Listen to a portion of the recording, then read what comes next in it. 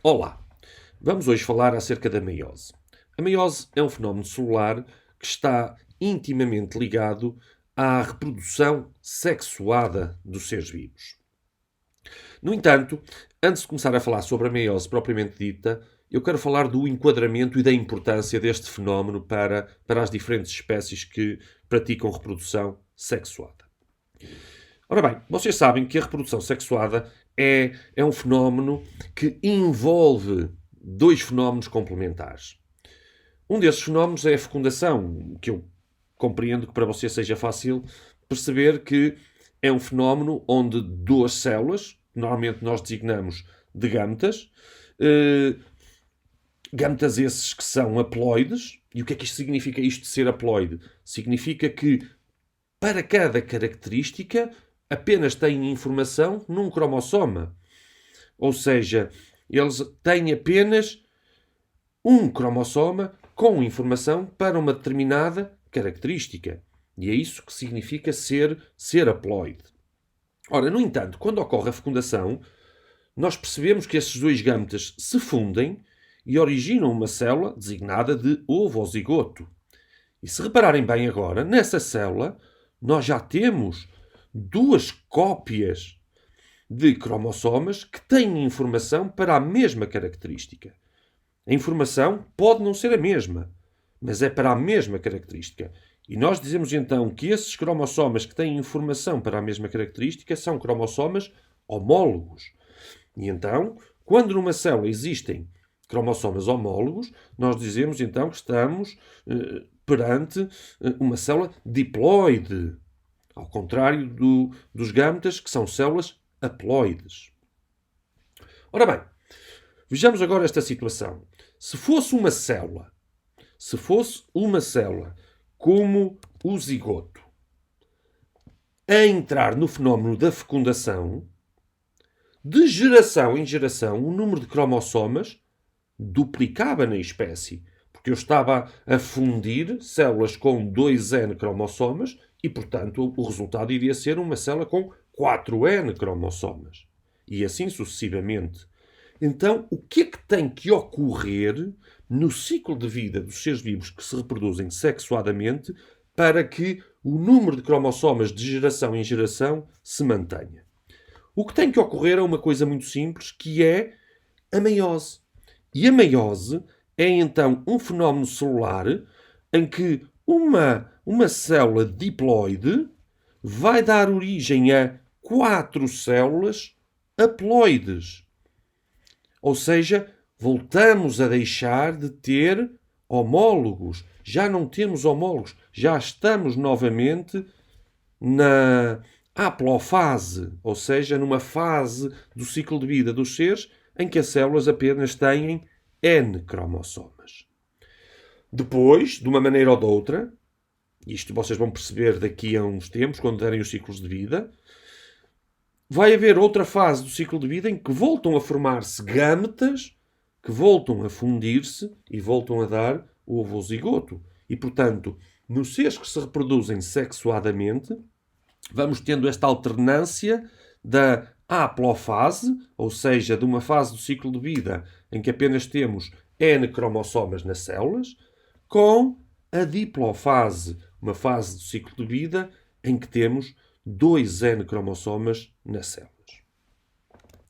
Bom, mas então quais são as características da reprodução sexuada?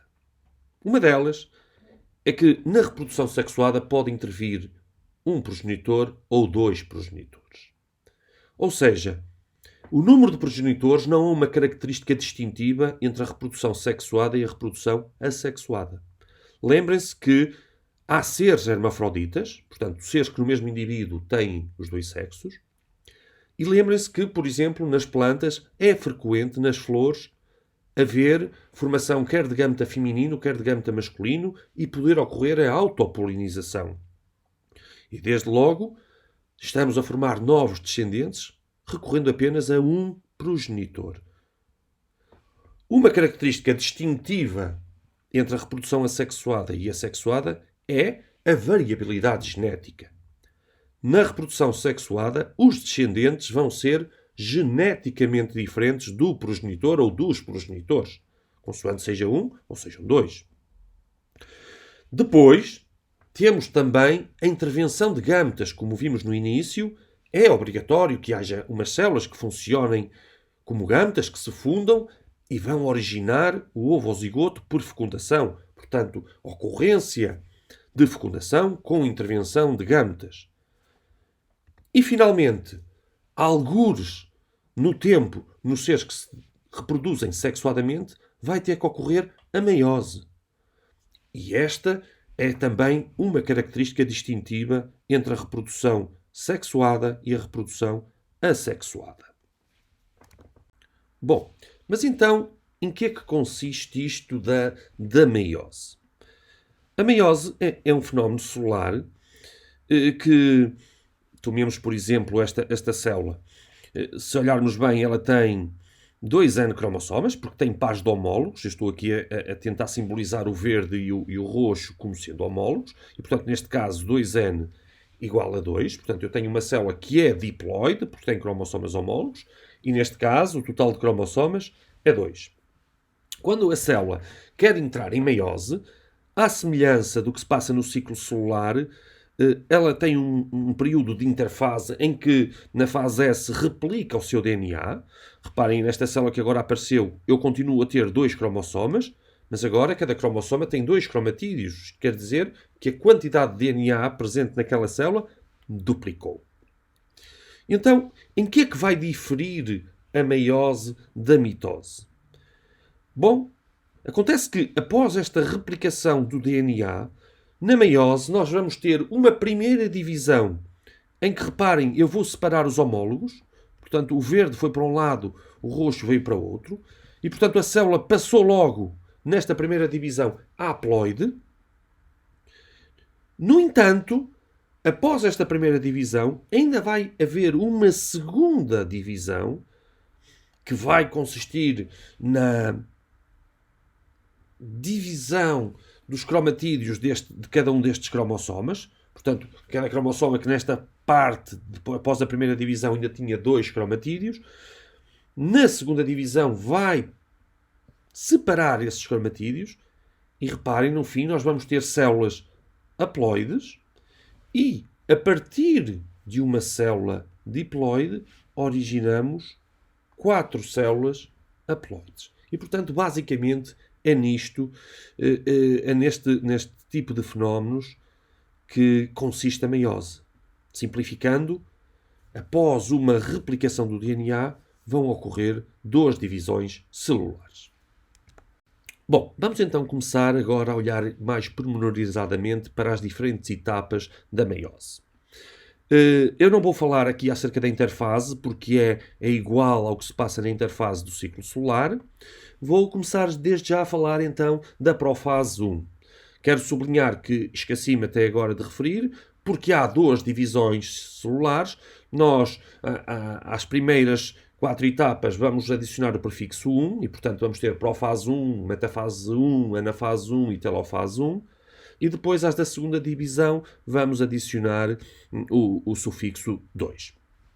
A profase 1 é uma fase muito importante, onde vão ocorrer um conjunto de fenómenos que convém estarem bem sabidos.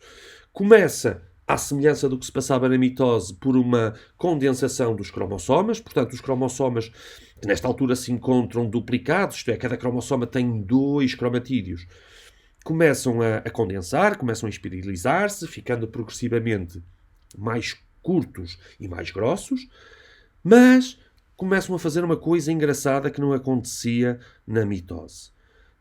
Os homólogos, começam a emparelhar entre si, começam a pôr-se lado a lado e começam os cromatídeos de cromossomas homólogos começam a ligar-se um ao outro, formando uma figura que nós chamamos então de bivalentes. Está aqui em inglês, mas não vale a pena traduzir. Bivalentes ou tétradas cromatídicas. Portanto, condensação dos cromossomas, depois formação dos bivalentes, portanto, que consiste então nos cromossomas homólogos emparelharem entre si, e agora, reparem, eles começam a trocar segmentos.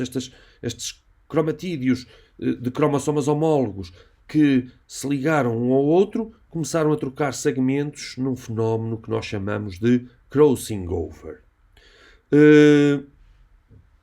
Após o crossing over, no sítio onde se trocaram segmentos, formam-se uns pontos muito importantes chamados pontos de quiasma, e lá para o fim da profase 1, vamos ter então a desagregação da membrana nuclear, à semelhança também do que acontecia na profase da mitose. Portanto, recapitulando, nós na profase 1 da meiose, e olha, ainda bem que pus aqui este slide, já me estava a esquecer, portanto, vamos ter também o início da formação do fuso acromático, portanto, nas células animais, chama a atenção, portanto, os centríolos começam a migrar para os polos e começam então a formar o fuso acromático.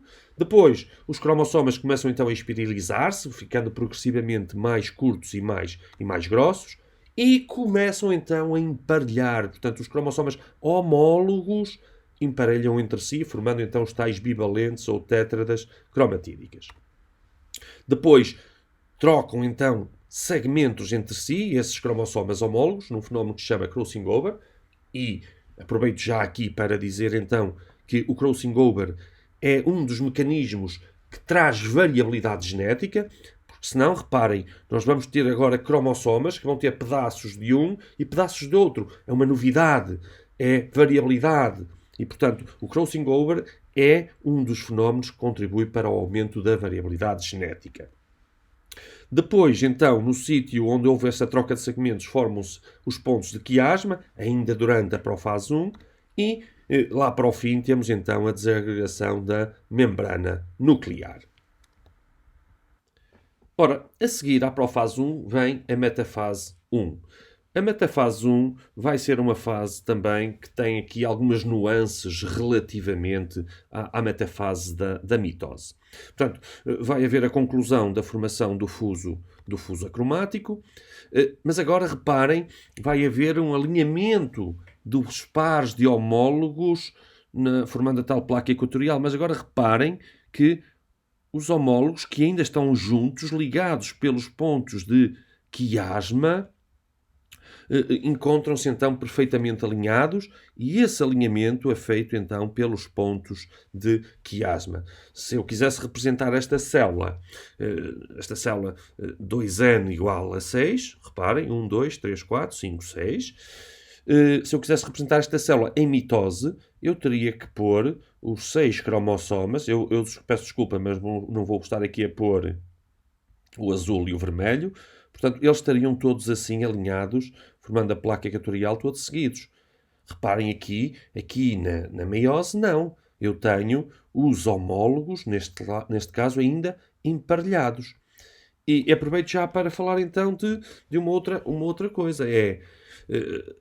Quantos bivalentes se formam? Reparem, eu disse que aqui neste caso 2n é igual a 6. Então isto quer dizer que n é igual a 3. Isto quer dizer que eu tenho 3 pares de cromossomas e, portanto, eu vou ter 3 bivalentes ou 3 tétradas cromatídicas. E, portanto, voltando aqui então à metafase, há um alinhamento. Este alinhamento, então, os pares de homólogos encontram-se então unidos e estão alinhados na placa equatorial pelos pontos de quiasma, como eu refiro aqui. No entanto, cada um dos homólogos está ligado às fibras do fuso acromático pelo respectivo centrómero. Reparem, aqui, eu estou aqui a tentar desenhar, estas fibras são as que estão então ligadas aos centrómeros de cada um dos homólogos. E, portanto, ainda a referir, e para falar um bocadinho mais de outro fenómeno que conduz ao aumento da variabilidade genética das espécies. Falta referir isto, o alinhamento independente dos homólogos. Reparem, eu tenho aqui 3 cromossomas vermelhos que devem ter vindo de um dos progenitores deste indivíduo.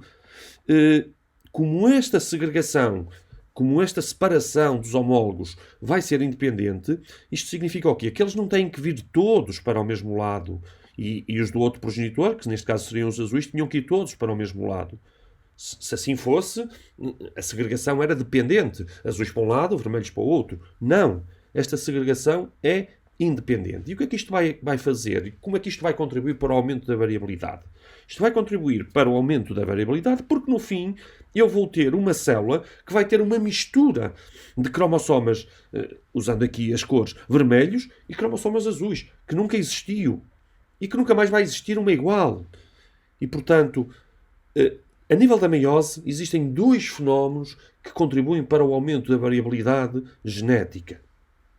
Já vimos um, que era o crossing over, estamos aqui a ver outro, que é então a tal segregação ou alinhamento ou separação independente dos homólogos. Bom, vamos então ver o que se vai passar na anafase 1. A anafase 1 vai iniciar-se com a quebra dos pontos de quiasma. Os pontos de quiasma, que marcavam então a placa equatorial, o tal alinhamento dos cromossomas homólogos na metafase 1, vão quebrar e, fruto dessa quebra, os cromossomas homólogos vão separar-se e vão migrar cada um para um dos polos da célula. Vejamos aqui este vermelho. Este vermelho está a ir para o polo, vamos lhe chamar norte, e o homólogo, o respectivo homólogo, está a vir para o polo sul. Portanto, está aqui a haver então a separação dos cromossomas homólogos. É importante perceberem que, apesar de cada cromossoma ter ainda 2 cromatídeos, nesta altura, ela já só tem, ou vai passar a ter, quando esta célula se separar, um dos homólogos. E, portanto, o que é que isto implica? Isto implica que a célula passou de diploide a haploide. Portanto, é na meiose 1 que se dá a redução da diplofase para a haplofase. É importantíssimo perceberem isso. E, portanto, compreender que, como o alinhamento dos homólogos na metafase 1 foi independente, agora a separação, a tal segregação, que eu já falava anteriormente, também vai ser independente. E são estes fenómenos que ocorrem, então, durante a anafase 1. Para acabarmos a primeira divisão meiótica, falta-nos falar da telofase 1. A telofase 1 vai ser muito semelhante à telofase da mitose, ou seja, vai começar a haver a desesperilização dos cromossomas, ou seja, os cromossomas vão ficando progressivamente mais finos e mais compridos. Vai haver, então, a formação de membrana nuclear ao redor de cada conjunto de cromossomas. O fuso acromático vai começar a ser destruído, não é? E nas células animais e nas vegetais vai começar a ocorrer a citocinese. Já sabem, de maneira diferente, não é? Portanto, a nível das células animal começa-se a formar então um tal anel de estrangulamento, enquanto que nas células vegetais se forma uma placa celulósica.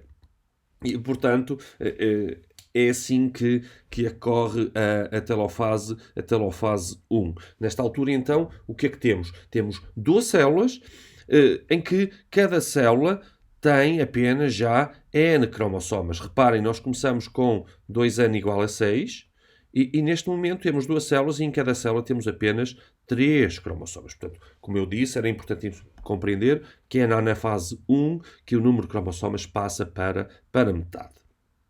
Para terminar o estudo da meiose, falta-nos falar então da segunda divisão meiótica. A segunda divisão meiótica basicamente vai ser igual à mitose, no entanto vai ocorrer em 2 células, porque nesta altura, se bem se lembram, temos 2 células haploides. 2 células em que cada cromossoma ainda tem 2 cromatídeos.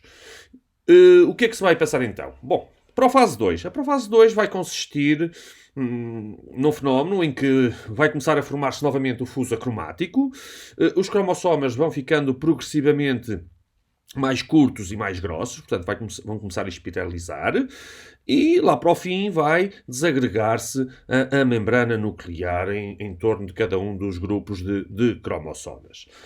A seguir vem a metafase 2, portanto, os cromossomas já ligados às fibras do fuso acromático, que entretanto se concluiu de formar-se, concluiu a sua formação, vão-se ligar às fibras do fuso acromático pelo centrómero, e portanto agora este alinhamento, estas placas equatoriais em cada uma das células, é feita pelos centrómeros. Os cromossomas atingem o máximo da sua espiralização, portanto, estão no máximo da sua condensação, estão mais visíveis, mais individualizados. E então vai ocorrer a anafase 2. E o que é que vai acontecer para começar a anafase 2? Vai partir o centrómero e cada um dos cromatídeos vai ser puxado para um dos polos da célula. E, portanto, reparem, na anafase 2 temos a ascensão dos cromatídeos, enquanto que na anafase 1 tínhamos a ascensão dos cromossomas homólogos. Reparem nestes pormenores. Finalmente, vamos ter a telofase, que vai ser o quê? Vai ser a desagregação do fuso acromático, os cromossomas vão ficar outra vez finos e compridos, e vão-se formar à volta de cada conjunto de cromossomas as respectivas membranas nucleares. Com tudo isto, no fim, vamos ter então 4 células, vamos ter uma tétrada celular, em que as 4 células, cada uma das células é haploide. Portanto, nós partimos de uma célula diploide e ficamos, no fim, com 4 células haploides. Para acabar, quero-vos deixar com algumas imagens fotográficas do fenómeno da meiose. Reparem, tenho aqui uma fotografia do que é uma célula em profase 1 da meiose, no início, na primeira, e na segunda já vemos no final. Portanto, verificamos que os cromossomas estão muito mais condensados. Aqui uma imagem muito engraçada da anafase 1, com os cromossomas a chegarem aos polos da célula, e reparem também, muito gira, aqui uma telofase 1, onde que se vê já formarem-se 2 células. Um alinhamento, reparem, tenho aqui 2 células perfeitamente visíveis, uma em cima e outra em baixo, e reparem os cromossomas perfeitamente alinhados, quer numa, quer noutra, e como estamos em metafase 2, esse alinhamento é feito pelo centrómero. E para acabar, vejam a tal tétrada cromossómica que eu vos falava há pouco, e os núcleos, aqui as membranas nucleares a formarem-se, e portanto a partir de uma célula formaram-se 4 células. Quando vamos fazer, e poderemos fazer essa comparação de uma meiose e de uma mitose numa mesma célula, porque um ser vivo tem células que sofrem mitose e também tem células que sofrem meiose. Reparem, no nosso caso, as nossas células somáticas, a maior parte delas, quando necessita, completa o ciclo solar e sofre mitose. No entanto, os machos da nossa espécie e as fêmeas da nossa espécie, nos testículos e nos ovários, respectivamente, têm células que sofrem meiose. E, portanto, essas células, no início, têm 46 cromossomas e, no fim, vão formar 4 células, que serão os espermatozoides ou os óvulos, que só têm 23. Então, como é que nós comparamos células de um ser vivo que vão sofrer mitose ou vão sofrer meiose? Bom, em interfase a coisa é relativamente igual, é pacífico, portanto, basicamente é a mesma coisa, como eu vos dizia, em que na fase S vai haver replicação do material genético. Depois, quando chegamos à profase, aqui é que começam a haver as distinções. No início da profase é tudo igual, os cromossomas começam a condensar-se. Mas depois, quando vamos para a meiose, reparem, começa a haver o emparelhamento dos homólogos. Portanto, começamos aqui a distinguir se uma célula está a sofrer mitose ou está a sofrer meiose. Na meiose temos então emparelhamento dos homólogos na profase e, além disso, não está aqui representado, mas também temos o crossing over, coisa que na mitose não temos. Depois, poderemos ver outro aspecto importante. Enquanto que na metafase, na mitose, os cromossomas estão todos alinhados e esse alinhamento é feito pelo centrómero, na metafase 1 da meiose, nós temos os homólogos emparelhados e o alinhamento é feito pelos pontos de quiasma. Reparem, enquanto que na metafase da mitose eu vejo 4 cromossomas, tenho 4 manchas, por assim dizer. Na metafase 1 da meiose eu tenho 2 manchas, os tais bivalentes, que estão assim alinhados ao longo da placa equatorial pelos pontos de quiasma. Na anafase da mitose eu faço a separação dos cromatídeos logo, enquanto que na anafase 1 da meiose eu tenho separação dos cromossomas homólogos. Finalmente, na telofase da mitose, eu tenho a formação de 2 células geneticamente iguais à célula inicial, enquanto que na telofase 1 eu vou formar 2 células, já com metade do número de cromossomas característico da espécie, e que vai dividir-se novamente, enquanto que a mitose acabou por ali. Depois, na metafase 2, eu sim tenho as tais 2 células, já com metade do número de cromossomas, e vou ter o alinhamento pelos centrómeros.